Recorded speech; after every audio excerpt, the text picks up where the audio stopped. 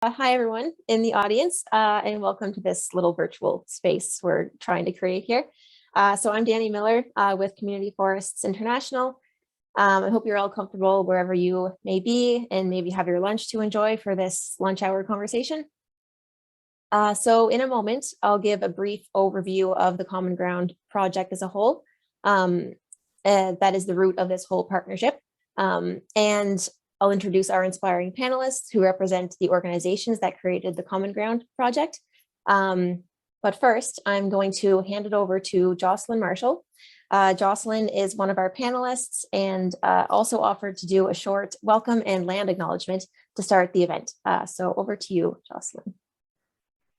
So welcome to the Common Ground project. We've been working in this partnership alongside the Community Forests International and the Nova Scotia Family Forestry Network. It's been a journey full of meaningful conversations, adventures in our beautiful Wabanaki Forest, and a number of deliverables that will have lasting impacts. As Indigenous nations of the Wabanaki since time immemorial, we have had an interconnected and interdependent relationship with Usikkamu, Mother Earth. It is important to have an understanding of how inviting the first people of these lands could positively impact forestry. Indigenous perspectives, worldviews, and voices need to be a part of management plans, consultation, and the direction of future forestry if we want to be climate cautious. As our friends and forestry families of the Common Ground project, we are allowing just so. We are speaking for Usikkamu, Mother Earth. We are learning from the Wabanaki lands, and we are doing so in such a manner that allows us to have an understanding and our responsibility of stewards of these lands. This partnership is important as we know the risks if we do not have these conversations, if we do not learn from one another, and if there is no action. We must continue to do our part to ensure the next generation will have a world full of forests.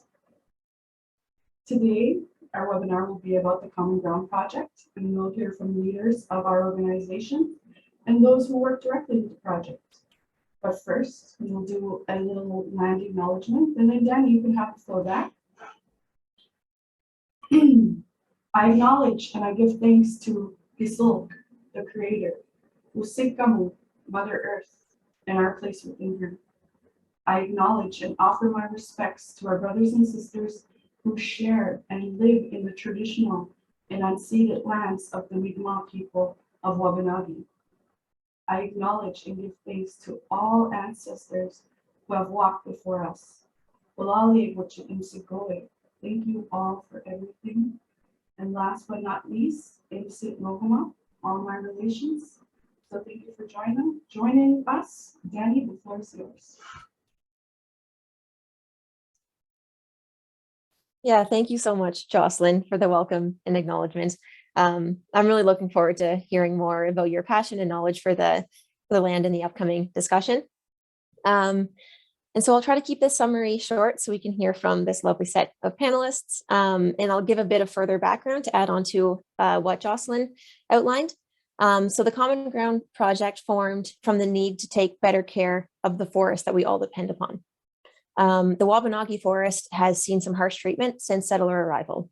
And in order to shift the way we manage and view the forest, we need to blend Indigenous and settler ways of knowing. So traditional Indigenous forest care and knowledge has always put forest health and its intrinsic value first. And there have been many studies done showing that settler family forest stewards throughout the region put those exact same values first as well. But yet, despite this alignment in how we value the forest, until recently, there's been very little discussion between the two groups and how we can all work together to make this vision of care be realized. So through various technical workshops and forest days, resource development, education, and community conversations, such as the one we're about to have, we've been working hard to develop these relationships to start walking our common ground together. As Jocelyn mentioned, this partnership officially began over a year ago. And as we close out year one of the project and look forward to year two, we decided it was a great time to give an overview of the project to all of you in the audience, So I hope you'll enjoy the discussion we have, and feel free to drop any questions you have in the chat. We have some folks in the audience who are there to help answer those questions as we go. And you'll have an opportunity at the end of the webinar to submit additional questions if you don't get the chance to ask them throughout. So with that, I'll introduce our panelists. So we have Chris Gugu is the Chief Operating Officer with Ulnooweg Development Group. We have Jocelyn Marshall, who you just met, and she manages special projects with Ulnooweg. We have Andy Kekash, Executive Director with the Nova Scotia Woodlot Owners and Operators Association. And we have Damon Hardy, Executive Director with Community Forests International. So now we're going to hop into the conversation, and I will stop doing so much talking and let the more important people talk. So I have a few questions that I'll direct to each of you panelists, but feel free to keep the conversation flowing and respond to each other. So I'm going to start with a question for you, Chris. So through the Ulnooweg Development Group, you've been working a lot to help Indigenous groups and individuals help to develop successful entrepreneurship and business models that address a wide variety of social, economic, and environmental needs. And based on this experience, working with so many communities and individuals, I know from previous conversations that you've noticed a huge need for land access for Indigenous land stewards. So I was hoping you could talk a little bit about your recent acquisition of Windhorse Farm in Nova Scotia and how you expect this will provide access to land for Indigenous communities.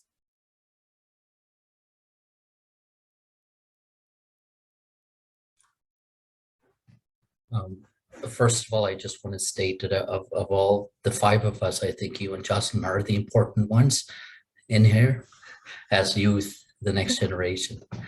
And your question, I could probably just say whatever Jocelyn just said in the start there. That's pretty her start.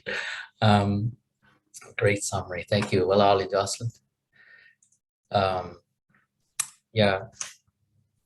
I guess what I would start with is acknowledging the transition of Windhorse and the relationship that we developed with the now former owners, the Dreshers, in their past 30-year stewardship of the land, and recognizing that in their way of storing the land in the same values as Indigenous peoples, I think has been what has allowed us to have this transition in a very meaningful way over the last 3 years now that this process has taken us. And also the stewardship of the Wenzel family over 130 years, 150 years or so, that they did as well. And I do want to point out too, what you pointed out, Danny, about the importance of the settler family stewards that have taken, like, as you mentioned, the knowledge of Indigenous peoples from generations, that knowledge has been passed down to their generations as well, and their descendants through this process. And that is an important part of this relationship that's being developed. And I think Andy and all the members, and Damien, the members in this and the current stewards of the lands right now, that is part of this ongoing relationship, and through this effort of reconciliation that we're participating in. So first of all, I do want to recognize the land transition as well, that we think possibly is the first of its kind in Nova Scotia, maybe possibly Canada, where land has been given back to its people to an Indigenous-led charity. Because there are forms where the transition has taken place to individual bands or through government giving back land, or crown land, private land, which has happened. And but this is to an Indigenous-led charity. And I think it speaks to the point that this transition back to an Indigenous collective, as you would say, because Ulnooweg right now is a 37-year organization that represents Atlantic Canada. And I mean representation, I mean we service all Indigenous people in Atlantic Canada. Our board is represented, our membership is represented by First Nations chiefs in all 4 provinces, but we service all Indigenous peoples. And I think that's important is when you look at the transition, this transition is for all Indigenous people, not just the Mi'kmaq. And so I want to acknowledge that as well as a start. So when we're talking about knowledge, I do need to go back to the process of removal from the land that we went through colonization. We stewarded the land and we removed from it. The process included the physical removal of our people through a process of blatant extermination and the process of colonization as well, centralization. That's important to realize that this process occurred in Nova Scotia and to recognize that as part of this journey of reconciliation we're on. So our knowledge of the force and its happenings has been lost through this process. Knowledge that was gained through coexistence with all other beings, sentient beings, right? And this was knowledge that was then lost, not through the lack of sharing, but just the extermination of our people and our knowledge keepers, our knowledge holders, right?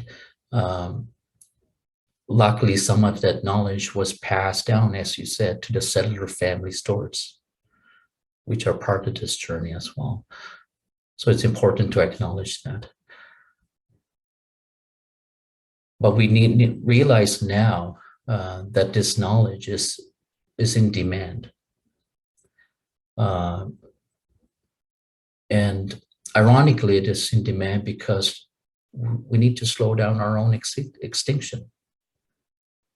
That's the irony of it, right? And when you look at, going back to the doctrine of discovery and how that whole process went through and how our lands were taken in the name of capitalism, it's this own possibility of extinction of ourselves is capitalism what has taken us here, right? So that's something that we need to talk about within these circles as well, about changing that mindset, right? And it's part of that growing process. And this is what we hope to achieve at Windhorse, and really to provide society a platform, a place of gathering, to have those discussions, to have those hard, in-depth discussions that we need to have about worldviews, about working together, not side by side, but intertwined, right? We're not working in parallel. We shouldn't be working in parallel.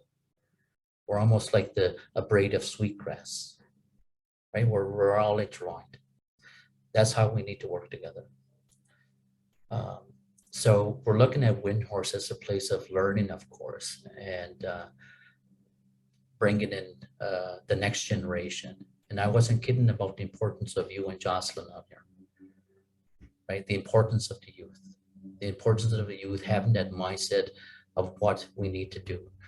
But even more importantly, the mindset of the children in the grade 4, 5, 6 level that we need to influence, to have a different mindset, to have a different worldview, or actually not a different one, but to go back to the original worldview of coexistence. And this is where we hope to use Windhorse as well as a place of learning, and through this process to heal, right? And to learn about how we coexist once again. And as Jocelyn mentioned, how we connect with Mother Nature once again, but more importantly, how do we connect with one another in the first place? those are the discussions I think where we could have at Windhorse in a very meaningful way. So we go back to the sharing of knowledge that did occur and occurred previous to settler colonization, where much of that knowledge was shared in just storytelling. And I believe that Windhorse will allow us to accelerate that storytelling because of its connection to the past, where we have the elder trees there that were present before settler colonization. And the knowledge that they hold in the forest will come to us when you accept it, right? And that's a worldview, that's a different worldview as well. But it is becoming more acceptable in the next generation. And this is where, as Indigenous peoples, we want to reclaim our place in this part of the world. And I'm stressing this part of the world because Indigenous peoples are very regional, right? Our knowledge is very regional. And it's our language is based on our regions, very descriptive and associated with our lands, our plants, our trees, our animals. We all have names of everything in our languages. And if we don't, then it didn't exist here in our region. So that knowledge is very important in terms of indicator species and all that stuff that's associated with all the management of ecology and stuff. So what I do hope Windhorse becomes is becoming a model of what participating in reconciliation actually looks like, right? We want to move away from talking about reconciliation as a noun. We're talking about reconciliation as a noun, right? And move towards more as a verb. And this is a great way of reconciliation as a verb. We're actually participating in it together.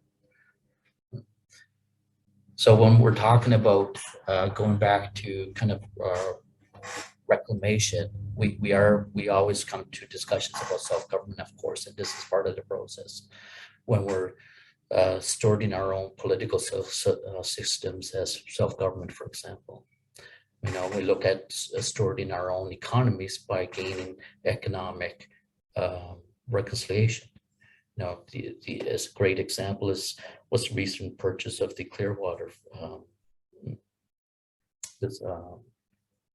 Clearwater Corporation, right?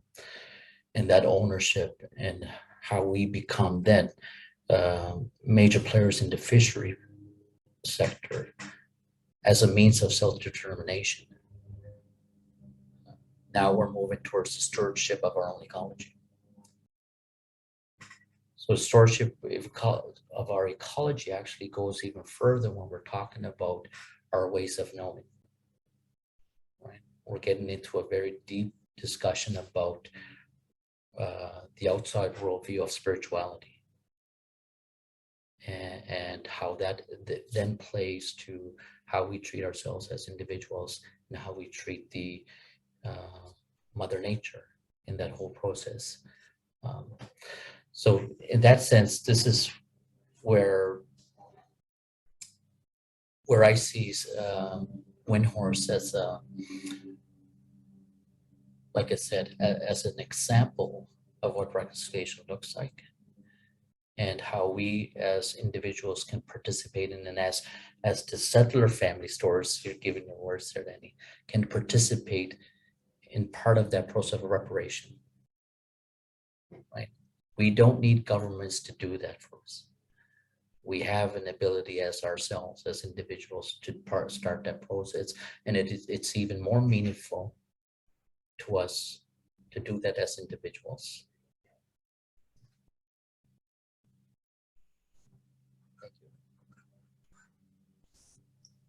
Yeah. Chris, every time you speak, it fills me with so much like inspiration and hope.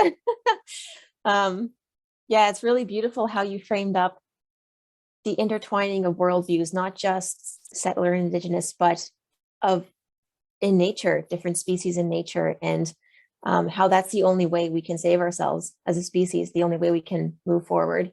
Um, and yeah, kind of like on that thread, I was hoping maybe Andy, Chris just spoke about values of toward land use and land care from an Indigenous perspective, and also just from the perspective as humans and from as living creatures on this earth.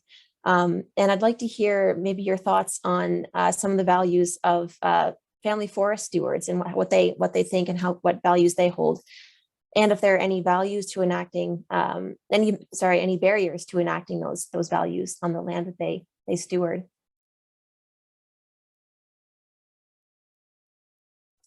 Thank you, Danny.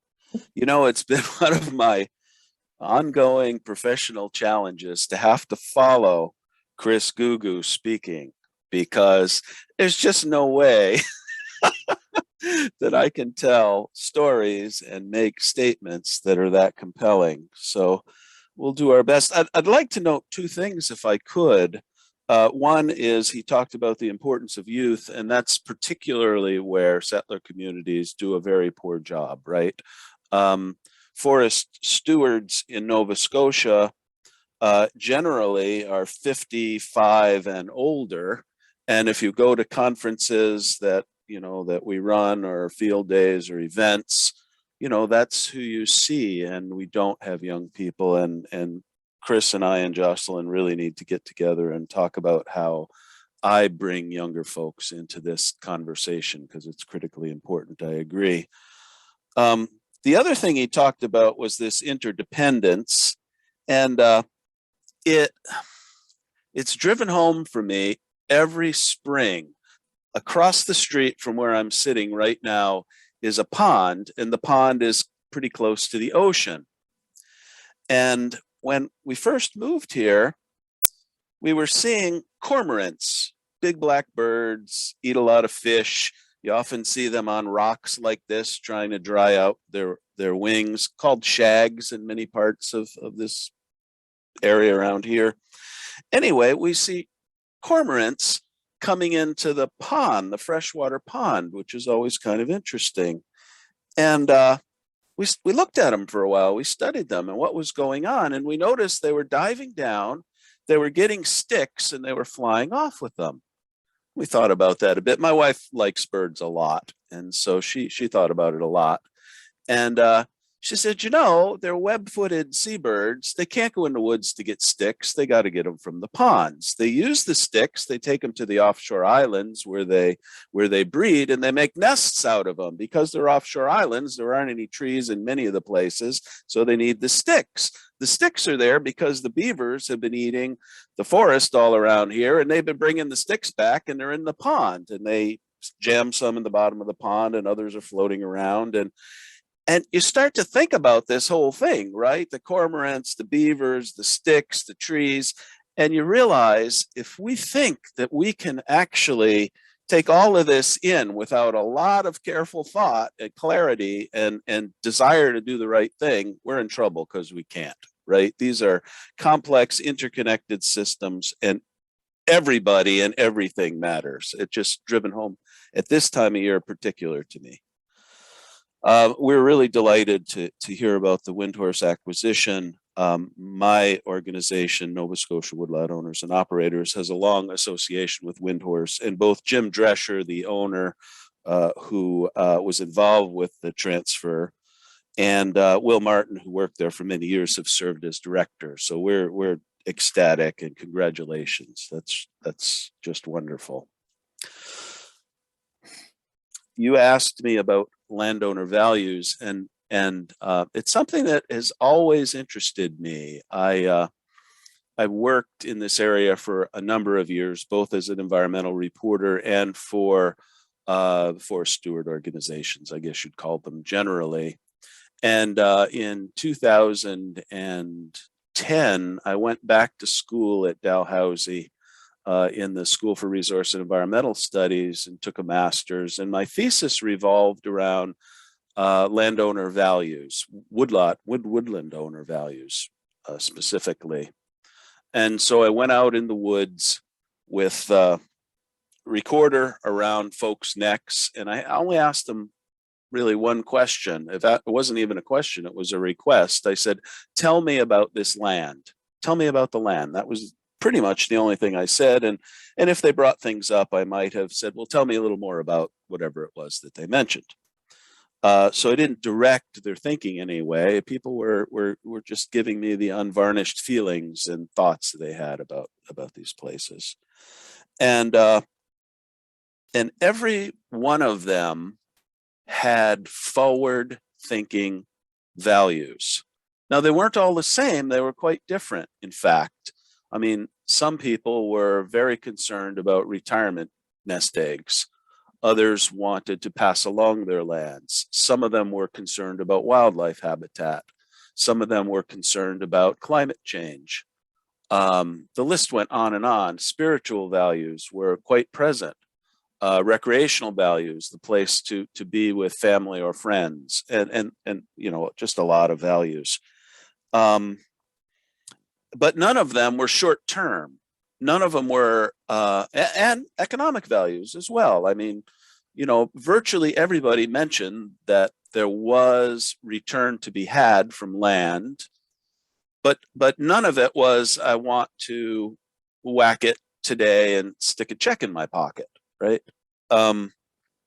One person, probably the most environmental of the 37 that I interviewed, actually said, you know, went on and on about his very strongly held environmental values, but said, you know, but I wouldn't mind making enough money to pay the taxes on this.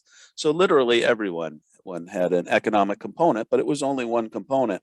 This is well established. I mean, the first landowner survey in Nova Scotia was about 40 years ago, and it uncovered that for the first time, essentially the same thing.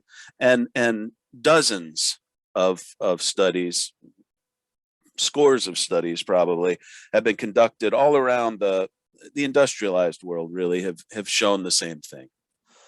So there's no surprise there. I think those values are in very close sync with what Mi'kmaq think about the need to provide resources to the community, but the absolute requirement to protect those values and enhance those values and preserve those assets for the coming years.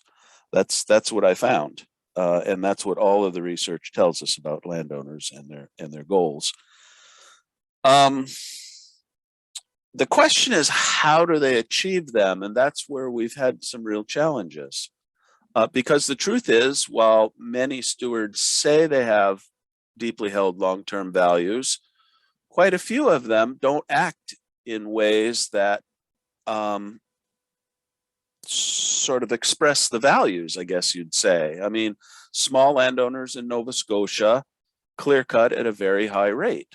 And so the question is, if you're actually concerned about these long-term things, why is a lot of the harvesting economically driven and potentially exploitive, right? And I think the majority of that answer, well, there are two problems. I mean, some folks have significant life challenges that require those things to happen, and that's inevitable. And my organization has worked for some time to figure out how we might be able, if someone has a serious health problem or other need that might have driven them to treat the forest poorly and get some money to address the need, if there wasn't an alternative mechanism. We haven't quite figured that out yet, but we'd like to. So that's some percentage of those, but it's not at all the majority. It's a minority of folks might have those challenges, excuse me. The majority of it is that we've built a production system around heavy industrial harvesting. I made a vow that I would just stop talking about whether that was a good idea or a bad idea. I would note it and move on. And so the majority of our harvesting contractors have now got equipment that is very expensive and that's optimized to cut smaller softwood trees in high volumes very quickly. The mills are optimized to produce lumber from high volumes of smaller softwood trees. And so when a landowner goes out and says, you know, I'd like to do something different, it's significant challenge to find someone who's capable of expressing their values in the forest. I don't think it's a lack of desire. I think there are also perversely really, and I think this is probably caused by a lack of a holistic understanding. There are folks who are honestly want to do the right thing. It's really important. They're really hearts are set on that, and they want to do something, right? And forest time is a long time.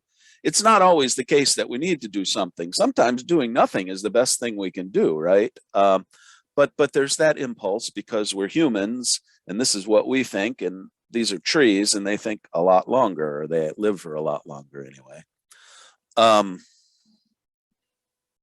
Yeah, and a misunderstanding that things that seem wasteful to us, an untidy forest, trees that have been killed over a certain area by a natural pest, let's say, one that we expect to come back again and again. Those kinds of things can provide structure and habitat and carbon and all sorts of other things, and they just don't appeal to our aesthetic sense perhaps as humans. So there's an education requirement there. I don't want to beat this all to death. I do want to talk a little bit about this Common Ground project and some other things that are going on though. So Common Ground was really the first chance I had to be closely involved with a group of people who really have their hearts set on making this right. And so it's been a wonderful thing. It's led to other partnerships with Mi'kmaq groups and with CFI, which have been exceptionally good and really will extend the concept much farther. And the Family Forest Network is one of those. It was funded significantly by the Forestry Innovation Transition Trust, and its goal is simply to promote the adoption of ecological forestry concepts across the landscape on private holdings in Nova Scotia. And while that generally means small landowners, we are also talking with and very hopeful that will include Mi'kmaq community lands, of which there is quite a holding. We've started that conversation and really hope that it will yield something if the communities want that. We're a little bit, the challenges with Crown lands are beyond our scope. They have there are requirements about operating and other things that make it hard for us to move beyond. So the Mi'kmaq Forestry Initiative is doing a fabulous job with their leased forest land, and we probably can't help in that regard due to the way the leases are structured for most of the leaseholders on Crown lands. You know, that's what we need to do. We need to get together, we need to share ideas, and we need to get out into the woods and begin to, first off, look and learn and think, and then do if doing is appropriate. And we also need to just remember that, you know, while there are challenges, and there's plenty to do, we'd be foolish if we didn't say that there were many stands in which what we might have seen 400 years ago is nothing like what we see today. And so there's a lot of restoration work, which is most of what we'll do. But there may also be places where we just need to do nothing. And we have to be humble about that. But I think forests teach us humility maybe more than anything else, and perhaps their greatest value is to remind us that humans are a small part, and there are still cormorants and beavers and a lot of other things that we need to keep in mind. So So that's all I'd say for now, I think. Thank you.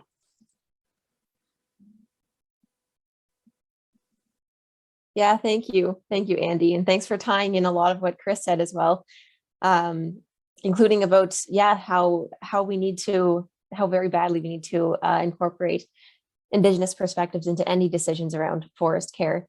And yeah, it touches on what Chris mentioned in that, like, Indigenous forest knowledge is in pretty high demand right now. We're finally realizing how important it is and how right it is, how long it's been taking care of the forest already. And I was hoping maybe Jocelyn, you would be interested in talking about that a little more. I know that through your life experience and through your work, you hold a deep care for the forest and all of its inhabitants, and you're involved a lot with traditional uses of the forest within communities in Mi'kma'ki. And I'm wondering, through this experience, how have you seen a need for Indigenous perspectives to be included into future forest care? Thank you. I think first we need to kind of discuss an Indigenous perspective traditionally and who we are and what we do today. So I'll kind of be just talking a little bit about, things that Chris has already mentioned. So let's start in pre-colonial times. Indigenous people had an understanding of their role within Mother Earth. Indigenous of Wabanaki, they're stewards of the land. There was no ownership. Territories are what existed, and not only to help us navigate, but to protect the ecological integrity of Mother Earth. Harvest times were understood with seasonal indicators, and overharvesting did not exist as our guiding principles of Nidwin and Usiknolama. All our relations helped us respect and understand every creature and spirit on Mother Earth in our forests. Even when it comes to our Mi'kmaq systems of traditional governance, it allowed for healthy sustainability as we considered ecosystems. And so hunting territories, harvesting practices, and our scientific observations, they would be discussed and established by our Grand Council alongside our district chiefs, our local chiefs, and this would happen annually. We look at our creation stories. Our creation stories play a major role in teaching and understanding the sacredness of the spirits of life. Usikamu, Mother Earth. Glooskap shot his arrow into a big black ash tree, a whistle. And from there, the first families came out of the tree. The tree split, and the first families of Wabanaki came from that tree. So during this time, animals were massive. And as oral history has been our true and continued practice, we've known about these species, we've known about these landscapes, and we've known the history of these lands. And now we're seeing science catching up to our storytelling. The power of archaeology research has aligned so many of our stories in oral history as facts. Through ceremony, we're taught the spirituality of life. Wasikamu, Nahuset, Dekunuset, Samguan, Mijikchue, Impisoy, the earth, the sun, the moon, the water, the medicines, and our food. We have a reciprocal relationship, a respectful relationship. We depend on nature. We depend on forests. We depend on the two-legged, the four-legged, our flying brothers and sisters. They have cycles to continue so that we can continue our cycles. And then again, as Chris mentioned, our language, descriptive. Our language is literal. It's our scientific facts. It's our history of geography. It's our validation to all. Our traditional landscapes were named for a purpose as a description. And as they change by colonization, forestry, development, we're losing parts of our language. We're losing our identity. So, we're losing that validation when landscapes are changed and just developments happening. So we're already trying to, as Chris said, slow down extinction. That's really what we're trying to do. We need to protect the land, we need to protect our identity, we need to protect our language, and we need to protect our people.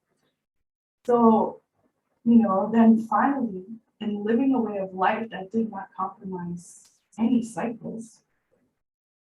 We come across settlers lost upon our land and return to our territory as the newfound land. They have lots of skill and they come with purpose of colonization. It's just, So I mentioned all of this because it's so important to understand the mindset of Indigenous people, their understanding of life, Mother Earth, the principles and teachings that can have an absolute positive impact on forestry. The removal of the process of removal, we've been extracted, just as resources have been extracted from our lands, so have the people, since the Indian Act, 1876, we've been battling so many sections of that act that dehumanize Indigenous people. They force us out of things that we've known since our creation. We can take section 9124 of the DNA Act that states that the federal government has the exclusive authority over Indians and lands reserved for Indians. So as Canada is becoming an established country, we're a problem. Indigenous people and their communities and their way of life, their worldviews, their perspectives are all a problem, right? So we've already signed into treaties, peace and friendship, and we're not going to war anymore. We, as Indigenous people, especially here in the East, we have upheld our treaties to the highest. And we honor them every October, and the other side, no, that's just not happening. We're not invited to those tables. These things are happening. Colonization continues to happen. These lands, our Mother Earth is just, everything's being taken, and everything has a dollar value, right? So moving on, lands must be reserved to Indians. Where problems are being centralized again to specific locations that we call reserves today. There's processes that are being forced upon us to even allow us to leave the reserve boundary lines. We're not allowed to go hunting. We're not allowed to be in the forest. We have poor water quality, and we're told we're savages because we respect Mother Earth. So that's just a little bit about just the history, and here we are today. We're still battling the colonial impacts. We're seeing climate change impacting our traditional way of life and our modern life, and our seasonal indicators. What would have told us harvesting times? What would have told us, just our seasonal indicators are out of whack. We have a major decline of species, both animal and plant. Our waters, our oceans, our rivers are rising, and Mother Earth is just damaged, right? So as mentioned earlier, we are on unceded territory on the traditional lands of Wabanaki, specifically here in Umagi. We did not consent for Mother Earth to be treated with such disrespect. Industry has extracted, destroyed, and created horrible impacts, and at a cost that's irreversible. We won't be able to fix that. So I'm a grassroots person. I've stood in the front lines with so many grassroots grandmothers and grassroots people, and I've seen these Indigenous groups, these grassroots groups win battles against multi-billion industries. So it's totally possible. Like Alton Gas. Alton Gas is a great example of how grassroots grandmothers were able to stop that huge project. We look at Port Harbor, the pollution of Pictou First Nation due to their mill. We know that clear cutting and climate change in our mountains is hurting the moose population. So then even our traditional diet is compromised there. And then we can even just use the black ash. The tree that gave us life is almost extinct here in Nova Scotia. So Indigenous people's observations have noticed so much of this before science came and backed it up. And, you know, we're still saying we need to protect Mother Earth. We're still saying there's observations that we've had that need to be focused on, and that we need to focus on it and do something now before it is completely gone. You know, as we're sitting here meeting and talking, there's a group of grassroots people in Annapolis County, Last Hope Camp, who have been camped by a logging road since December, and they're fighting the ongoing destruction of our forestry here in Nova Scotia.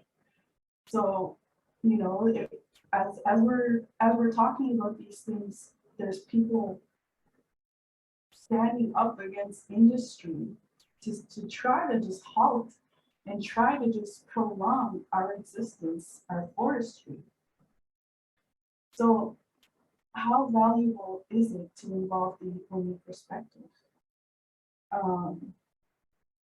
Now is the time to allow Indigenous people to teach about respect and reciprocity, how we are interconnected and interdependent on forestry for all of our lives, for all of our world. And, you know, as we've learned from listening to just talking amongst one another in the Common Ground Project, we have woodlot owners who want to contribute to positive impacts with their property. You know, how can they battle climate change? How can they get involved with this conversation? You know, who do we need to talk to? What do we need to do? Like, these are things, these are people who are focusing on how to prolong forestry, their generations, you know? So we're starting a conversation here. We can hope to do some damage control since colonization. We can use the 94 calls to action, UNDRIP, Bill C-15, Indigenous organizations who have built frameworks with ecological, two-eyed seeing, bringing traditional knowledge and modern knowledge for management plans and practices. You know, going forward in the spirit of truth and reconciliation, we can only work in a way that allows, we don't need to just only work in a way that allows only Indigenous to have access to more of their traditional territory, but to help us protect it for the next 7 generations. By promoting Indigenous lens, guiding principles, and implementing these bills and acts, we can help a process to exist that promotes healing of the coexistence and our forestry.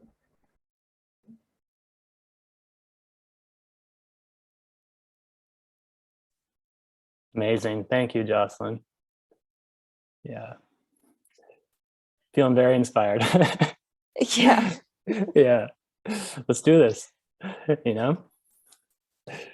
Mm-hmm. Yeah, I love the way you framed up the issue, its roots and how it started, and then closed it off with the hope that we have, and that there's already so many frameworks out there detailing exactly how we can move forward by implementing those bills and acts created with a mindset of Ecology. And something specific that stood out to me that you said was, this was in relation to when settlers first arrived on your shores, and it was, you said you came across settlers who were lost on your land. And it seems we never really found ourselves here. Like, we're still lost we're not connected to the life that's around us. We arrived here and tried to push our economic and scientific knowledge across the landscape without realizing that's not the basis of human culture and care. So yeah, that really just further outlines and pushes forward how important it is to really integrate the Indigenous knowledge that is just, it seems so much more important than anything we can bring to the table here. Yeah, and maybe I'll ask you a question here, Damon. So following everything that we've just heard and taken in, I'd love to hear your opinion on like what you think non-Indigenous groups and organizations can and need to do to help address the issues we've just discussed, and such as land access and working with Indigenous communities when it comes to decisions around forest care. I think, what can we do as settlers? Sure. Yeah, if thought he had it hard following one panelist. I get to follow you all. I think probably like everybody who's tuning in understands why we need to, right? There's countless reasons. There's this history of injustice that Chris and Jocelyn both articulated really clearly that's ongoing today. And so we're not responsible for things that happened hundreds of years ago, but we are definitely responsible for things that continue to happen. And we need to take a stand to try to do that reparation work that Jocelyn talked about, and to ensure to shape a future where the injustices don't continue. So there's this ethical obligation that we all have. And then one of the things that I would love to hear actually Jocelyn and Chris maybe to speak more about in terms of the how is that concept of Etiwapamuck, because I think it's a very constructive, approach where it's clear that if we want to protect the diversity of life, we will definitely need the tens of thousands of years of knowledge that's been built up to do just that with a more people inclusive view of the world. And so I would actually just like to throw it back to either Jocelyn or Chris to say a little bit more about Etiwapamuck, because I think that could be a really good takeaway for anyone joining in about, how to move forward with this work. And I was introduced to it by you both. So even just more of like a basic explanation of what it is for any folks who might not be familiar, I think could be extremely valuable.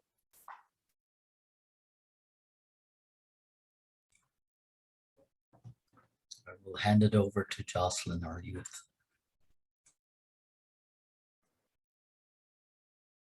We need to listen. We need to listen to the Indigenous people. We need to, just what Chris said, to come to us when you accept it. Accept it. Like, just allow us. Don't just meet with a handful of people. Make the consultation not just meaningful for the groups that we're consulting with. Allow them to direct it. Allow them to visit the lands and allow them to share oral history, stories of the landscapes, their language. Allow these things to be part of this coexistence movement. And using Etiwapamuck is a term coined by Dr. Albert Marshall and his late wife, Medina Marshall, who were talking about the importance of traditional knowledge and pairing that with the modern Western science knowledge. I love to use the Umagi Institute of Natural Resources, as they've been built on the concept of Etiwapamuck to what it's seen. At the time, they were noticing that a lot of people in the community were going to the chief at the time, and they were saying they weren't seeing this murky, milky water, and something to do with spawn times, I believe. And so the chief at that time was like, we need to do something. We need to bring natural resources down. We need DFO. We need, we need to really address this and look at it. And so UINR came from that movement of Indigenous people noticing cycles. And I know that if we could listen and again, not just a handful of people, but really meaningful engagement with community, allow community to speak, and not to push your agenda, to learn. That is meaningful. That is the real way. That is the way. Like, we need to sit down with so many people, elders, knowledge keepers, youth. We need to, like Andy has just expressed his concern of, the stewards of Nova Scotia are like 55 plus club, right? So how can we help that? How can we promote perspectives and worldviews of all my relations and network and the importance of development, bringing both worldviews together in the spirit of coexistence.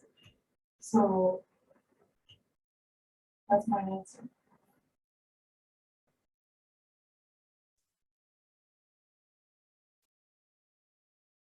Thank you, Jocelyn. And sorry to put you back on the spot, but I just want to keep learning from you. So, I just want you and Chris to keep speaking here.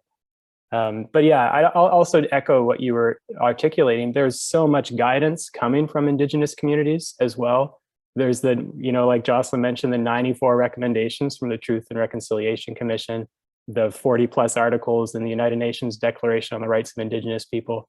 And then folks like Chris and Jocelyn, who are every day helping us see and being generous and showing us the really, precise examples of what it means to make reconciliation a verb and actually participate in it and just make those connections. And we need more people thinking and doing the same. So yeah, I totally hear what you're saying, Jocelyn. It starts with learning. It's not for lack of guidance, right? We need to unlearn things that are holding us back and seek out those experts who are providing an abundance of direction. And I think what we've found is once you start learning, you do realize how systemic the challenges are, which is really dark and daunting, but then there is no end of things that you can do and apply yourself to try to correct some of those injustices and shape a better future. So I would encourage everyone tuning in, you're obviously interested in this. You've got great guidance out there. Like Jocelyn said, let's get to work and just get out there and apply yourself and try to put the fear behind you and take those acts of courage, because we have a huge responsibility for that now more than ever. Yeah.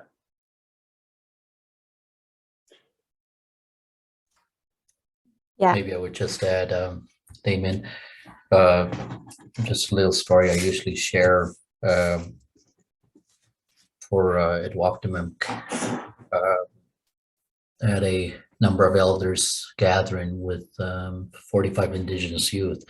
One of them was is our esteemed elder Ernest Johnson, and he was one of the original paddlers of Montreal Expo '67, and along with my father, and we were at a restaurant, and my father's there just coming back from cataract surgery.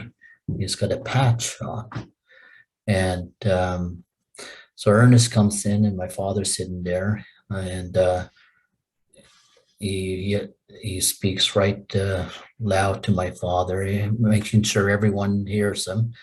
He says, "Is Daladigan Ray Agadabin?" He says, the term Agadabin today is used to describe someone who's drunk, and but what it means literally is you're only seen with one eye, impaired vision, right? And Ernest knows my dad has never drank in his life, so it's making fun of him, and he's making fun of him at the same time, right? And but it was for me, it was a aha moment, really, right? And this kind of trying to describe what Acknowledgement means to non-Indigenous people or non-speaking people, actually, when they don't speak Mi'kmaq as well. And that was an aha moment where we have a lens where society is viewing their worldview in blurred vision. And in the description of someone who's drunk, you're just walking all over the place, don't know where you're going. That's what's occurring with us, right? And I think it's kind of a little funny way to do it, but that's where we're going. We don't know where we're going because we have a blurred vision, and we don't care where we're going because of that blurred vision as well. So in order for us to have clearer vision, we need to remove that, right? Remove that blurred vision. And to Jocelyn's point, Ecology too is not a, it's about accepting Indigenous values and beliefs into a current worldview. And also recognizing that your current worldview is actually not your own, but it's historically a tapestry of other worldviews, of other cultures, of other Indigenous peoples that through colonization has been rewritten to be represented as your worldview as Western science, but it's not. And that's part of this learning process as well, is recognizing that this is truly a number of beliefs where now what we're asking, and I said there's demand, that our worldview is coming into that braid of knowledge as well, right? And then not just ours, but the knowledge of all Indigenous peoples all over the world comes into that braid as well. And to your point, Damien, about being a lot of these issues as being systemic as well, that's where I think that's where the key is to build those relationships, right, between us, so that we change our practices, changing policies. And then eventually our next generation changes their worldview as well, which becomes normalized. And then that's where we have a hard time shifting for that, but it only takes one generation to actually make that shift if we don't influence it. If we allow children to grow, to be in the forest, to have fun, right? They will have a different worldview than us as part of that growth, right? It reminds me of how my dad used to tell stories about him working in the forest as well. And we tend to say, okay, we're working in the forest, we're having a great time, we're having lunch, it's great. It's hard work, but it's great. And we always think, yeah, we're alone in the forest. Well, in our worldview, you weren't. The forest was with you in providing that energy around you for you to be comfortable, like your brother and sister. That's what we need to change. And that's what we need to instill in children now growing up, to have those values, to have that worldview for Mother Nature and all its sisters and brothers, all our sisters and brothers.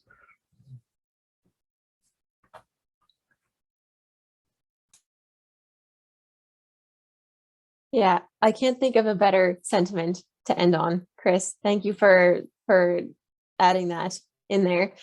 And it's something we can all do in our own lives as well. It's really important for the youth to develop that.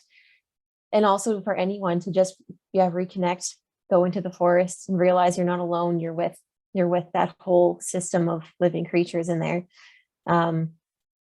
It just reminded me of another thing. I just had a few days ago. I just had a sit down with somebody else, and I was trying to explain what's wrong with us. And I said, well, it's simple. You look at your phone and it's asking you for a software update, and you refuse it, and your phone is acting up. That's us. We're the phone not refusing our update. And we got to go into the forest and accept that update. So we need to the next level, right? The simple analogy for those that are like carrying those phones. So I had to add that. Oh, I'm glad you did. That paints a really clear picture. I'm sure everyone can relate to that. Yeah, so everyone go get your system update, go into the woods, hopefully, anytime you can soon. Yeah, and thank you all for joining, and thanks especially to the panelists. You were all amazing. This was such a great conversation. I know I want to continue it. We're a little bit over time here. Yeah, I'm going to follow up with an email to the attendees with the recording of the conversation. you want to share it or listen to it again, there's a lot of information in here that was amazing. If anyone wants to go back for a recap. And in that email, I will also send a link to our webpage that outlines all of the upcoming events within the Common Ground project. So you can stay involved, and upcoming events also includes a 5-episode podcast series with some really spectacular guests and an amazing host. So I hope you'll keep your ears open for that. Yeah, and thank you all again. Thank you to the panelists, and I hope everyone has a great remainder of the day.